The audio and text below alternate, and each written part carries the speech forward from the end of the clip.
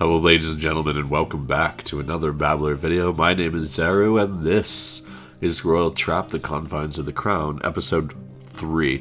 Now, a couple things before I get started. First of all, I know that most of you guys that I work with, that watch my videos, are, and work with, I guess for that matter, are content creators.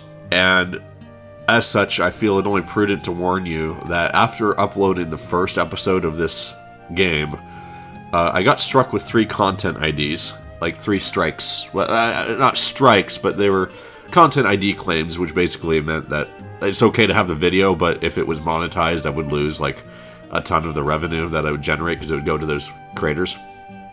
So basically, what I found out was that whoever made the Hanukkah games who made this. Used some music, because I looked into it to make sure that they weren't like bullshit claims. Used some music from other people. They used their original, but they also used, at certain scenes, they used music from other musicians as well. So if this is a problem for you, I know none of us really have monetized videos. We're not eligible thanks to the YouTube user agreement change and everything like that. But if you ever do decide to pick this up and you do intend on pursuing this YouTube channel to the point where you're going to make money off it, and you might possibly get bit by this one. So, just something to keep in mind.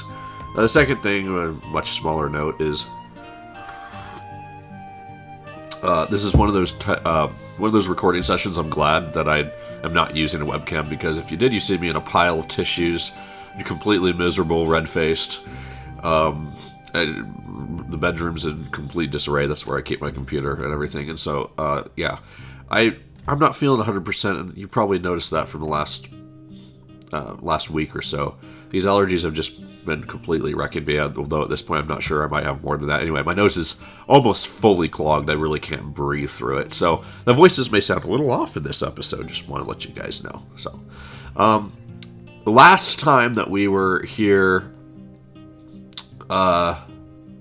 remember she went into the bedroom of the, is it Nizagi? Nizagi? The thin, wispy, mysterious poison master guy who speaks really calmly and like this. Yeah.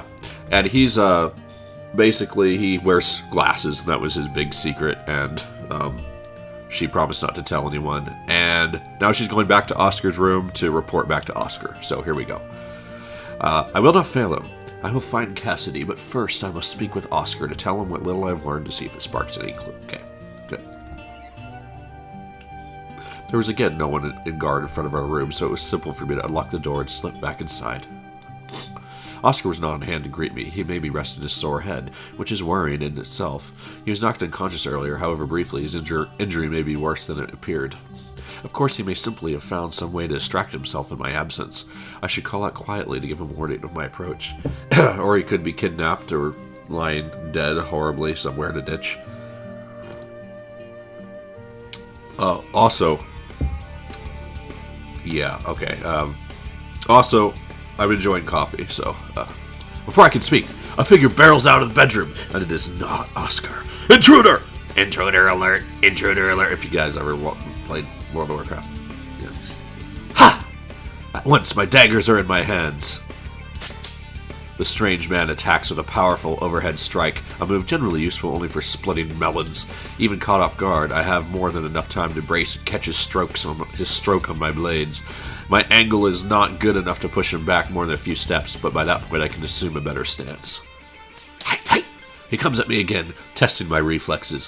One move of his long sword towards my eye, and then circling down to slice at my feet, both times easily brushed aside. Then for my middle.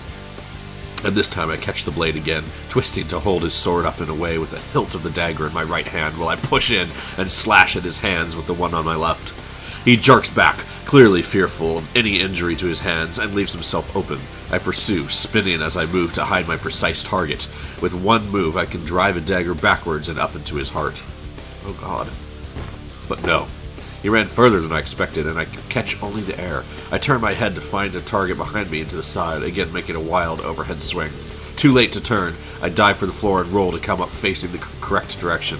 His sword slices through empty air and into the floor, scarring the wood. He's overbalanced.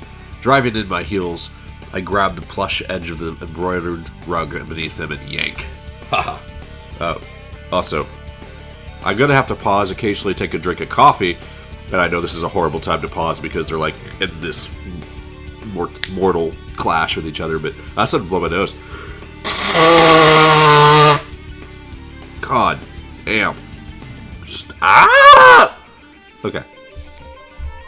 My assailant stumbles, falling back against the heavy marble fireplace while I climb to my feet. Looks like that impact left a bruise, though nowhere near enough to put him out of the fight. He has reach and strength, but not so much skill, I think. Time to take the offensive. I bare my teeth and snarl, then leap forward, tapping his sword at full speed with one dagger, then the other getting him used to the pattern of parrying. When the moment comes, I trap his sword between my blades and give it a wrench that would have sent it flying from his hand of an untrained man. This one retains his grip, but for the moment his weapon is neutralized. I force him up against the wall, too close for him to bring his sword to bear. I look up into the eyes of my enemy.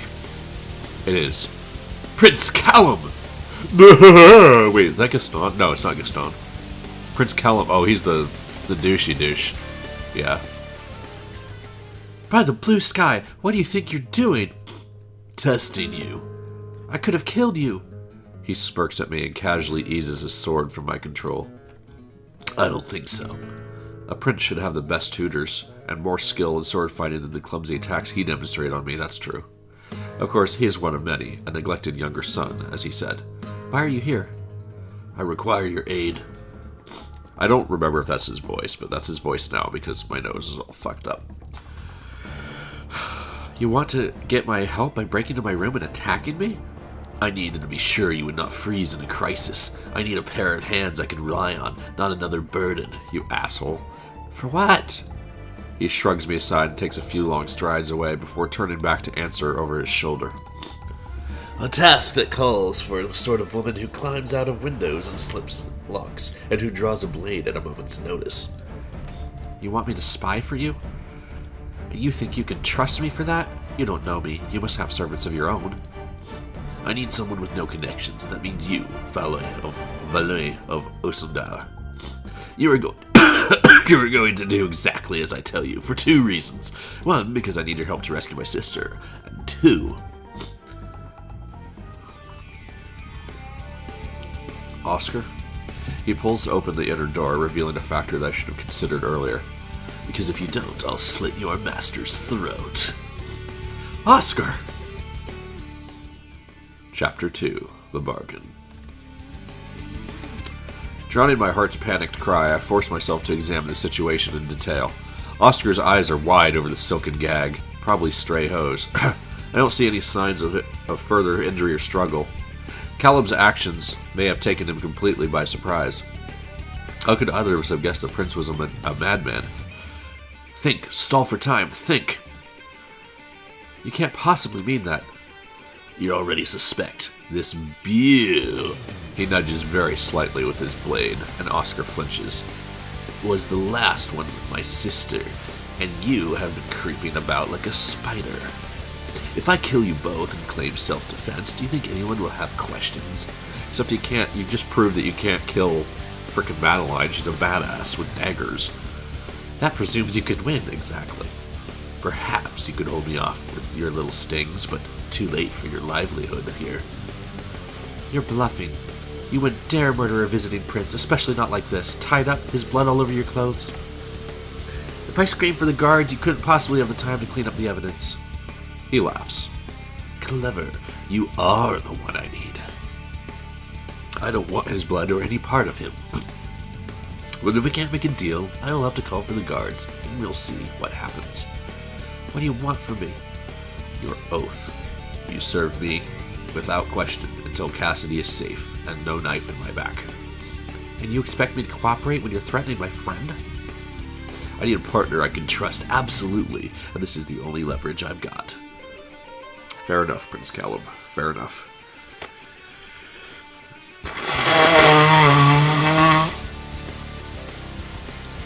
Oh. I'm glad I'm comfortable enough to do this in front of the mic. Though you're probably not happy that I'm comfortable enough to do that. God damn. I don't have time to argue. Your oath now. Your oath now! There's really no choice to be made. I can't let him harm Oscar. Fine, I'll do what you want. Formal oath. He presses his bare palm to the edge of his sword, just long enough to break the skin, and then holds it out to me. A blood vow, that's what he wants. My hand and my blood matched to his. My honor subject to his will. A privilege that, until now, has belonged to Oscar alone. And by that bond, I can't refuse. Fighting down a feeling of panic at events moving beyond my power to control them, I remove my glove and scratch across my palm. Then, before Oscar's eyes, I place my hand in Callum's skin to skin. I offer you my service and obedience until the rescue of Princess Cassidy. Within limits, I won't murder for you and I won't die for you, and if any harm comes to Oscar, the deal is off. Pushing, aren't you? But he takes his sword away from Oscar's throat and in one motion sheathes it. You said you wanted a partner. Partners speak up. If you don't mind, I'd like to take that thing off him now. As long as you can keep him under control. My fingers are already moving to loosen the gag. Blech! Maddie, what are you doing? You can't work for him. He's lost his head. I glare at Oscar and hope that for once he'll read the message in my eyes. Don't provoke him. It's too late for arguments now. My oath is given and this is the situation we have. So we better make the most of it. Or the best of it. If he's trying to save the princess, he is our ally. And staying close to Callum means being able to keep an eye on him. Not that I can explain that at the moment. Please, Oscar, trust me. He's a knock-kneed, double-crossing sneak. I liked him better with the muzzle. I wave my hands through the air, gesturing the two of them apart. Both of you, no biting. But, fine. This day keeps building up more and more apologies that I owe him. It's all worthwhile so long as he is safe and whole for me to apologize to.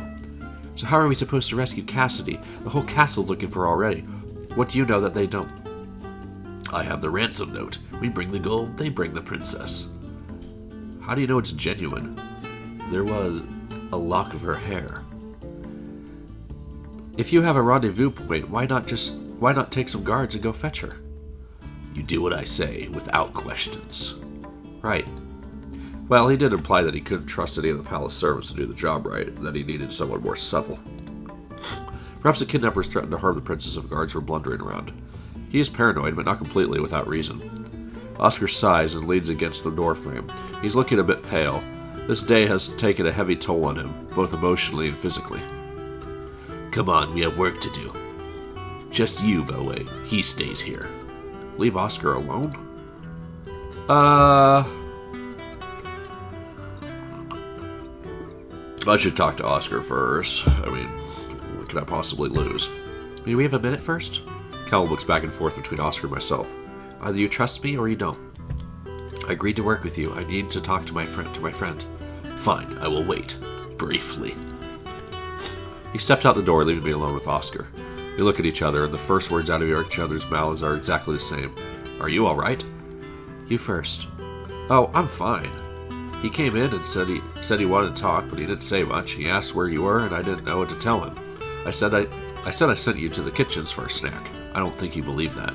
He took my hand, and then all of a sudden he twisted it up behind my back, tied me up, pushed me aside. It all happened so fast.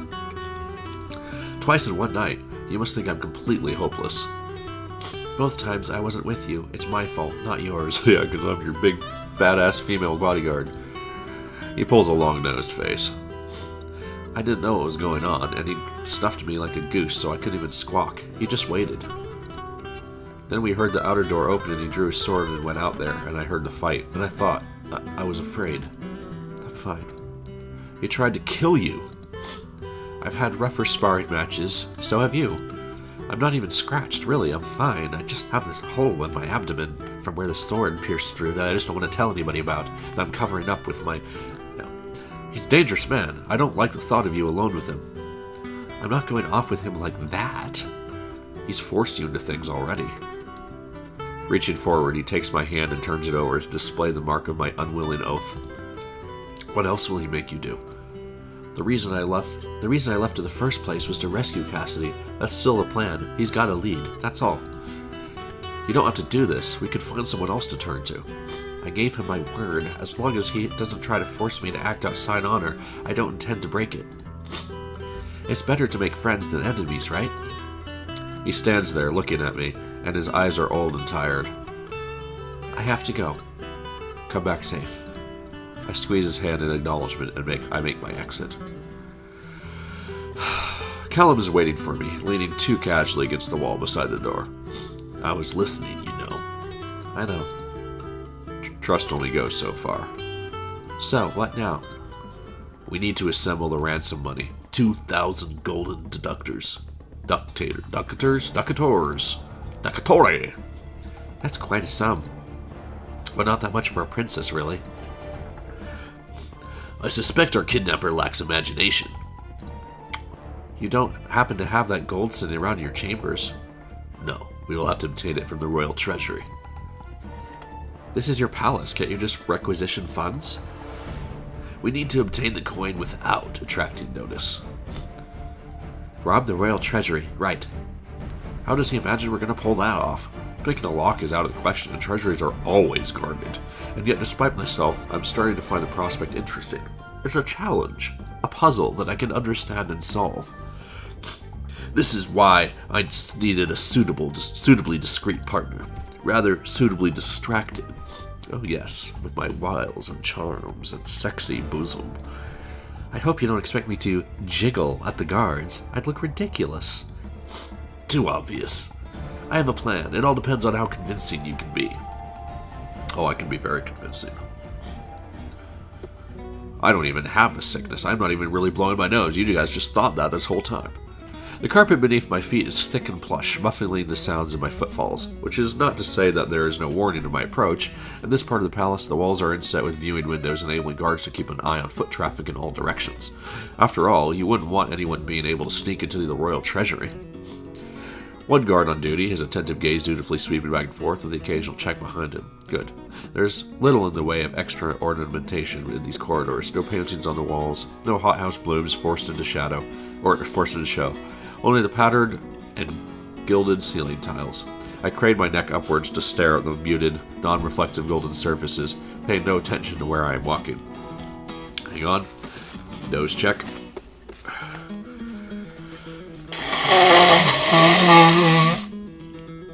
Ugh.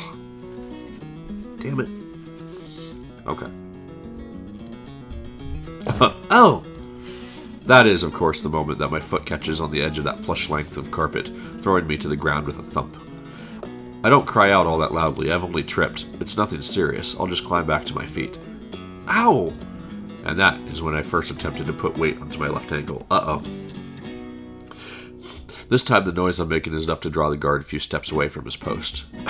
Still more than close enough to see anyone approaching, but now also able to get a better look at me. Are you alright, miss? I'm fine.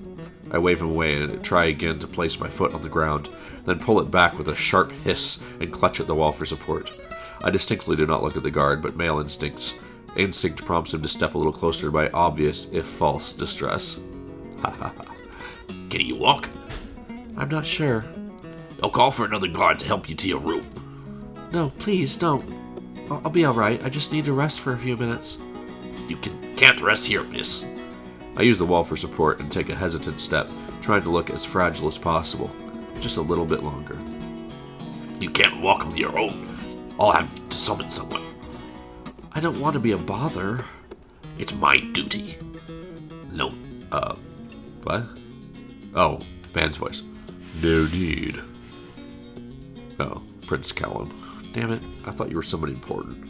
Prince Callum walks out of the treasury, which he entered earlier, in full view of the guard, under the pretext of returning a bit of royal jewelry worn at the ball. Long, smooth strides bring him swiftly to my side, and avoid the possibility of any inconvenient jingling. I will escort this young woman. Yes, your highness.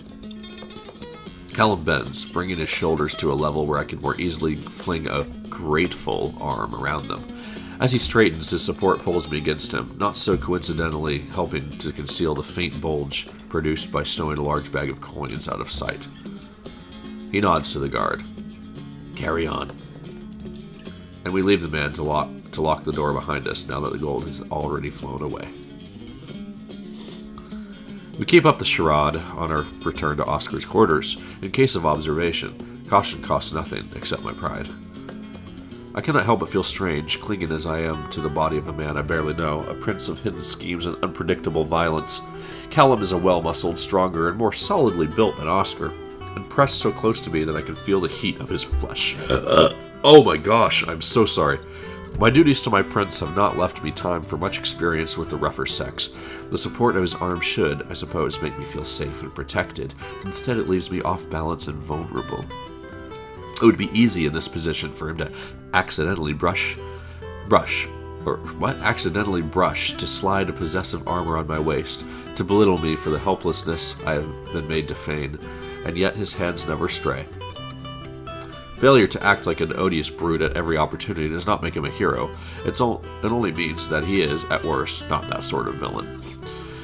What sort of man is Prince Callum? So far he has revealed little but anger and ruthless determination. I have been forced to give him my allegiance, and for safety's sake I must pretend complete loyalty, but that does not stop me from thinking. His secrecy suggests that he has enemies within the palace, or else he was quite clearly bitter about his position as the youngest son, and it does not seem that Friedrich and Paloma are expending much effort to polish him for a good marriage. But if he rescued a princess from peril, the same act of heroism that I had hoped to achieve for Oscar might instead benefit Callum. He could not be rewarded with his sister's hand, of course, or could he? But the story would travel. If that is his plan, it would make no difference to him if Oscar were to receive a small bit of the glory, or even the affections of this particular princess. We could still stand to gain. But, rationally, is the chance of playing hero worth the risk he took by attacking myself and Oscar by threatening murder? It doesn't add up. Either there's something I'm not seeing, or Callum is not acting rationally. Which is worse?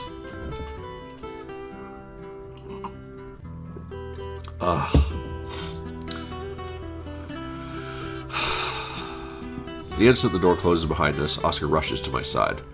Madeleine! I'm fine. It was an act. I retract my arm from Callum's shoulder and stand on my own 2 feet. Your assistance was competent. Is that supposed to be a thank you? But you can't thank someone for doing what you forced them to, can you? Oscar, it's all right. No, it's not. He turns to face Callum. Are you done with her? Hardly. Hardly. This is only the first step. We have the ransom. Now we have to reach the rendezvous. And where's that? Forest, a couple of miles away. Outside the palace? The guards may have missed the initial intrusion, but they're certainly guarding all exits now. Which means... You know a secret way out? He only nods, his eyes locked on Oscar's. I hold my breath, anticipating an explosion, but when Oscar speaks, his words are carefully measured. And Oscar will have to wait a couple more seconds to speak. Well... This narrator blows his nose. Ugh. You're not taking her without me. I need a blade I can rely on. That means her and not you. I'm not actually that bad with a sword. Whatever's going on, you expect it might end in a fight? Wouldn't 3 on your side be better than 2? He's thinking it through. Good for you, Oscar. If you really didn't trust him, you wouldn't want to leave him here while you're not even in the palace. Can he actually fight? Would you care to try me? I'm asking her, not you. He knows where it's at. He's a prince, of course he can fight. But is he any good, compared to, say, myself? That question is a trap, plain and simple. Whatever I say, they will both hear it. Oh God.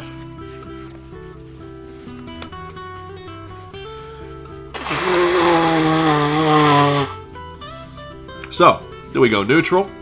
He's good in a fair fight. He's not as good as you. He's better than you. So if I say he's better than you, then Oscar's probably going to fall in love with me a little bit more. If I say he's not as good as you, Oscar's going to hate me more. It's going to push him away. But I already said that he's not very good. And basically, from what I can tell, neither of them seem to be particularly good fighters compared to me. He's good in a fair fight. He's good enough in a fair fight. Fairness may be in short supply. He won't embarrass you if that's what you're asking. In all truth, I'm not certain whether or not it's a good idea to take Oscar along. It depends on what Callum's plans really are, and that is a question I can't answer. He's assembled a ransom, but as Oscar said, he sounds like he's preparing for a fight. Maybe he's just guarding himself in case the kidnappers try to capture him as well. Or maybe there's something else going on here. If there's a battle waiting for us, Oscar could get hurt. But with all the secrets and schemes going on here, I'm not sure that leaving him behind would be safer. If Callum actually didn't trust... I'm starting to have a really bad feeling. Why didn't I just say that he's a bad fighter? Because I have a feeling Oscar's going to die now. I might have made an irreversible decision here.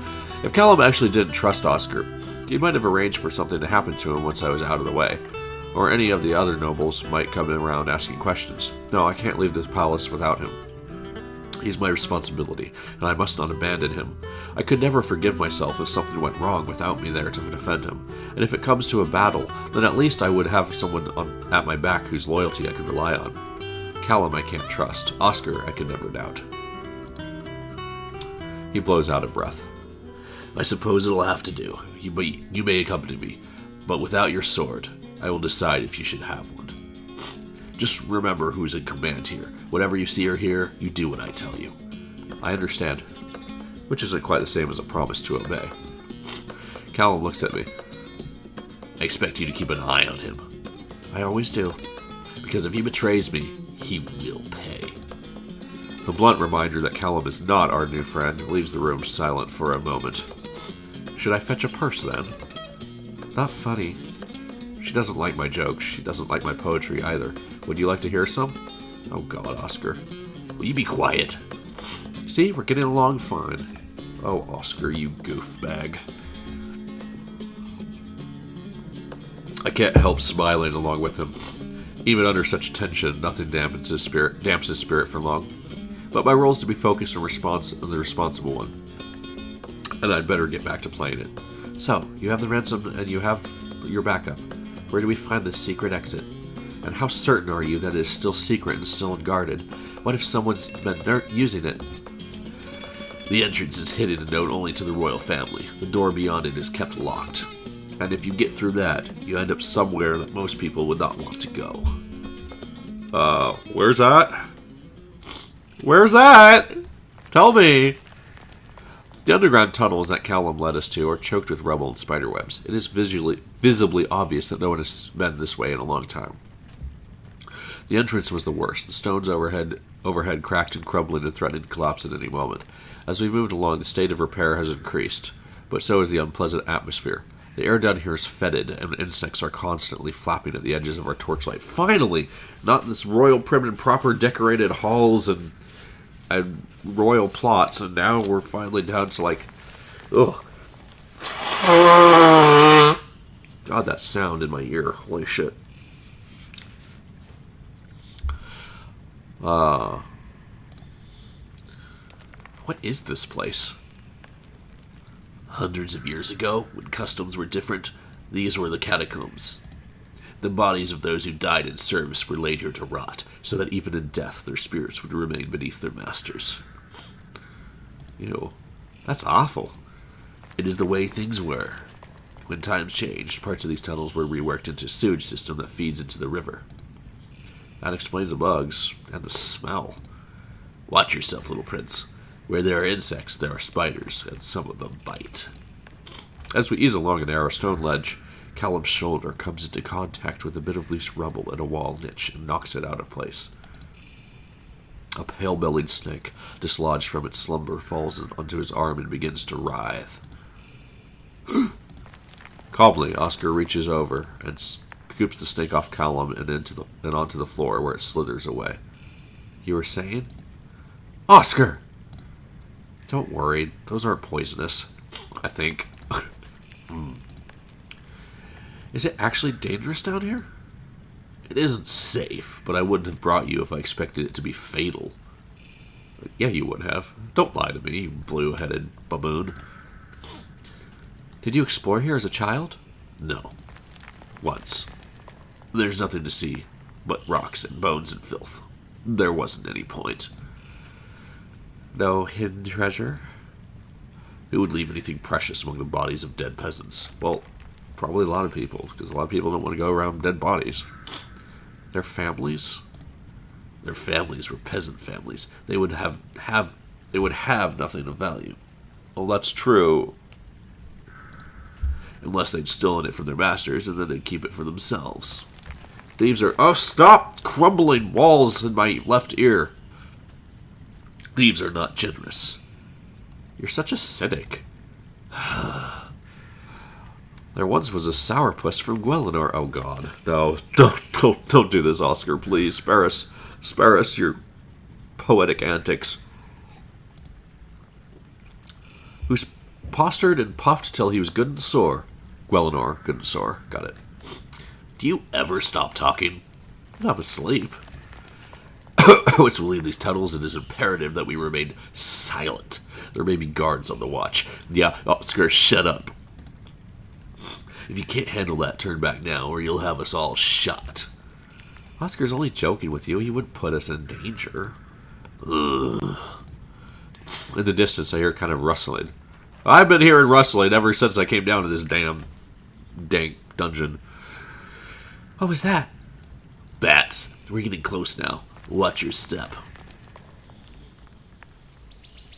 As predicted, the dank tunnels eventually gave way to a natural brook, gurgling quietly in the night. Behind us looms the deceptively calm shadow of the palace, too far away for us to see the patterns of the guards, or for them to see us.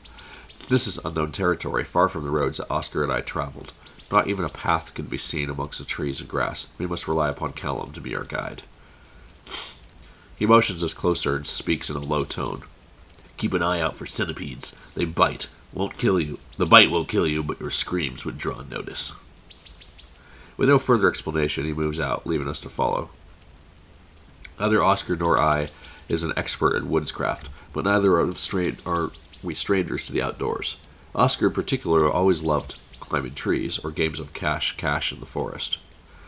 Thus, I know how to place my feet to avoid making too much noise, and which bits of brush are most likely to hide creatures who will retaliate for being disturbed. May I just say real fast that I really like the last two scenes where they finally changed to more like ambient noises and less like in your face weird like Hispanic royalty music. It's made me really... It's a nice change. Daring robberies, ancient tunnels, and now sneaking away in the dark to save a lost princess. It's very close to being an entertaining adventure.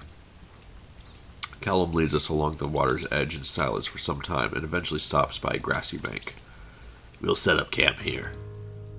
Camp? What about the rendezvous? It's tomorrow. We're spending the night out here? Was that not obvious? If it had been obvious earlier, we could have brought supplies, blankets, food from the kitchen. Dinner is over. How many meals a day do they eat in Ostendar? Touché, my friend. Touché. God damn it. In Ostendar, we eat a good breakfast before a hard day's work, or a fight.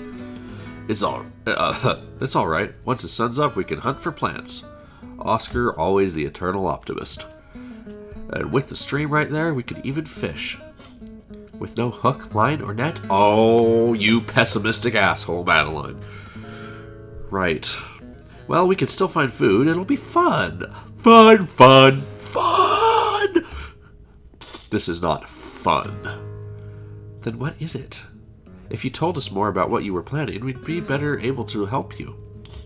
You know enough. You know, she promised not to ask questions, but I didn't. I'm not interested in your nattering.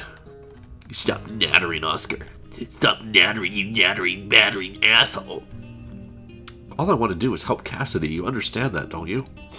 I liked her, and I let her down. I couldn't protect her. I owe her the best that I can give, and to do my best, I need to know what you know. You don't need anything. Please. Not even Callum could hold out against those eyes forever. I certainly couldn't. Fine, ask your questions, but I don't promise to answer. Do you know who it is that has Cassidy? No, but it doesn't matter. The political... This isn't politics. This is a crime about coin. How do you know that?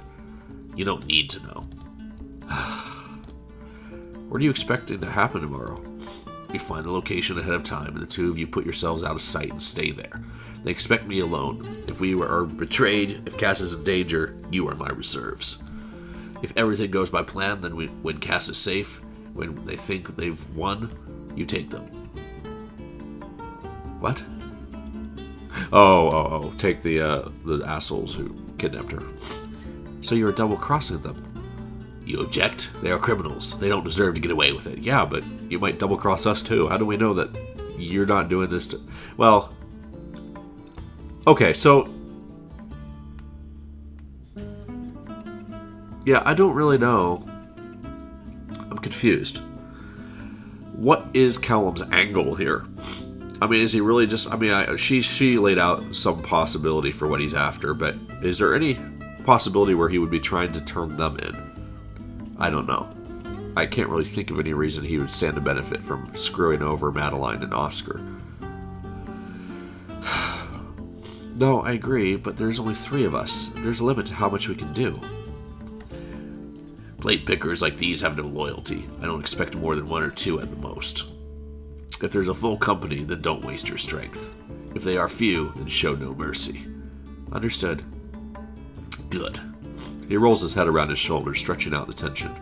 You should get some sleep. We'll need to be up at dawn to find our position. Especially if you expect to forage. Oh, foraging Oscar. I'd better find some leaves for a mattress. Oh God, Oscar. The 2 young men walk off in different directions, leaving me alone. So far, this doesn't seem to be turning out too badly. If Callum's telling the truth, then tomorrow we should be able to save Cassidy and bring her safely home. The palace will be in a panic from a night searching, but with the prince and princess beside us, we will be greeted as heroes. If. Locked? What do you mean locked? Why is it... Oh, I just have to talk to Oscar first, or did I actually fuck up some conversation that says I can't actually... Oh, damn it, game. I find Oscar a little ways along, seated by the stream. Despite what he said earlier, he doesn't seem to be assembling a bed, just staring into the rippling surface of the water. Hi. Hi. Oh. Mindful of the damp, I take my time choosing a seat beside him. You did well with Callum. You put him at ease. You got him to open up to you, at least a little. Without your help, I wouldn't have any information at all. I could have left him behind. I'm glad I didn't. Well, I'm glad I didn't right now. I do listen to you, you know, in all those lessons. Just because I don't want to spend my life manipulating people doesn't mean I can't do it. I never said you couldn't do it. No, but you were surprised, weren't you? You think I'm a child, and it's more fun sometimes acting like one. I don't think you're a child. I think your gorgeous, perfectly crafted face, the shape of your jaw, and your big eyes that just eat up my soul, and your mouth is just so kissable, and your nose is just perfect proportion, and your hair just falls about perfectly, and it just makes me so horny, and... Okay. No? Then what is it? His eyes fall upon the amber stone which hangs around my neck. Why do you always turn me away? You said we weren't going to do this. That was then. That was before I had to listen to someone trying to kill you, while I was helpless. I know he wasn't. That doesn't change how it felt to me then. How it felt to watch him force you into his hands, to stay behind while he took you away, to see you draped over him. Oh, the jealousy burns. It was nothing. Shh, I'm telling you how I felt. I thought I could be grown up and let you go without a fight, but I was wrong. We need to talk. My heart is hammering in my chest. We can't do this.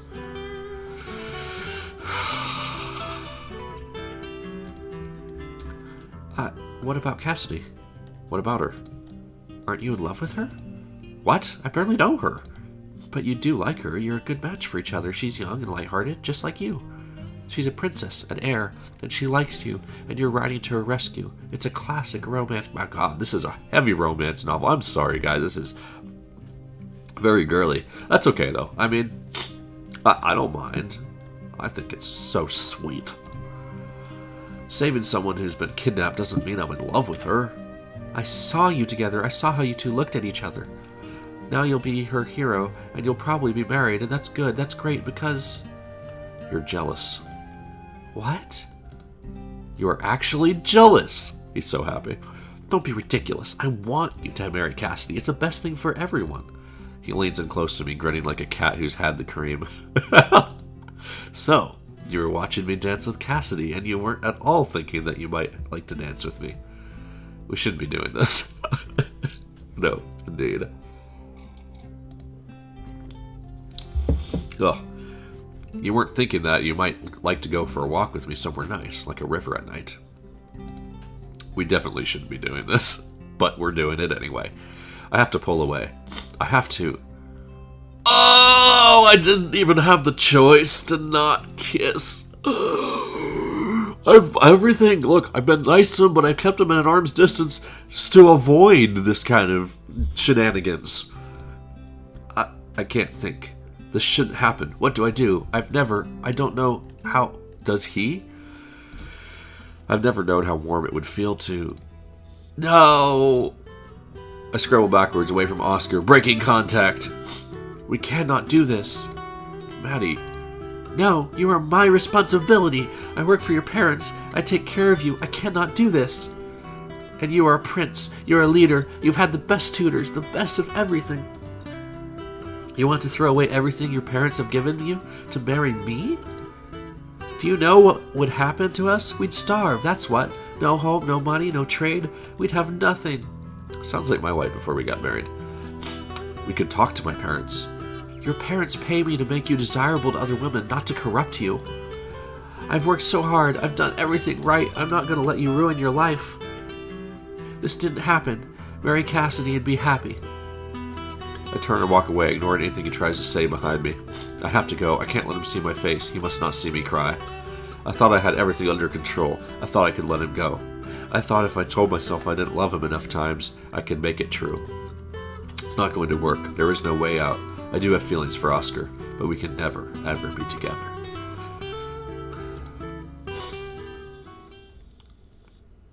And chapter 3. But. The hours of night are spent sleeping fitfully among the sticks and stones. Years have passed since I last attempted to camp under the open stars. I'm not accustomed to it. Every noise startles me to alertness. The hum of insects, the croak of frogs, the restless slumber of my companions, the too early cries of birds. Each time I must still my heart and slip back into the darkness. I do need my sleep. And that is all the time I actually have for today. For this episode, I'm already at 42 and a half minutes. And that's about the length of what I like these to be, and it's perfect because it's right at the end of one chapter and beginning of another. So next time when we come back, we're going to go ahead and go to this rendezvous and see what happens. And so will they get the princess back? Will Madeleine and Oscar get together and make babies? Or will they be forever in a loveless, unsatisfying relationship with one another? We will find out at least some of this in the next episode. So thank you everybody for watching. My name is Zeru, and this is The Babblers.